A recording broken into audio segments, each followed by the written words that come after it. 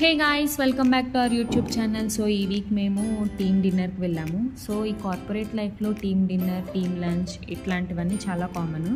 So project బట్టి ఉంటుంది. So ఇయర్కి ఎన్ని టైమ్స్ వెళ్ళాలి ఏంటి అనేది. సో అలానే మేము ఈసారి అబ్సల్యూట్ బార్బిక్యూకి ప్లాన్ చేసాము.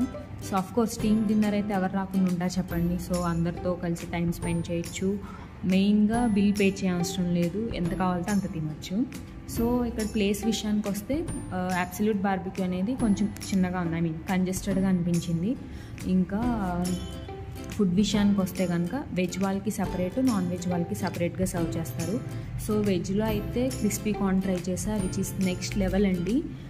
నాన్ వెజ్కి వచ్చేపాటికి chicken tikka, fish boneless tikka, prawn tikka, ఆ టిక్కా, ఈ టిక్కా, అన్ని టిక్కాలు ట్రై చేస్తా.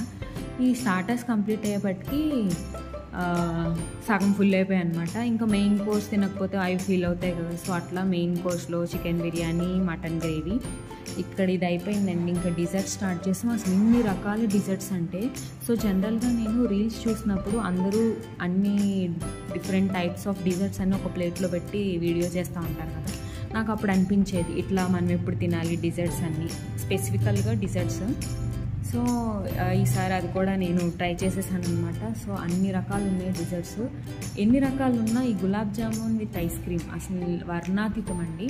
సో మీరు కనుక ఇఫ్ అబ్సల్యూట్ బార్బిక్యూకి వెళ్తే కనుక gulab jamun with ice cream, అది కూడా కొంతమంది అయితే మ్యాంగో ఐస్ క్రీమ్ అయితే చాలా బాగుందని చెప్పారు. సో ట్రై చేసేయండి gulab jamun with ice cream. And yes, food విషయానికి వస్తే ఓవరాల్గా 8/10 ఈజీగా ఇచ్చేయచ్చు. జనరల్గా బయట ఫుడ్ నాకు అంత త్వరగా నచ్చదు. నాకేం నచ్చిందంటే మీకు ఇంకా చెప్పవసరం లేదనమాట. సో వెళ్ళండి, ఎంజాయ్ చేయండి. And thank you for watching. That's all for this video. And don't forget to subscribe to my channel. Okay, bye bye.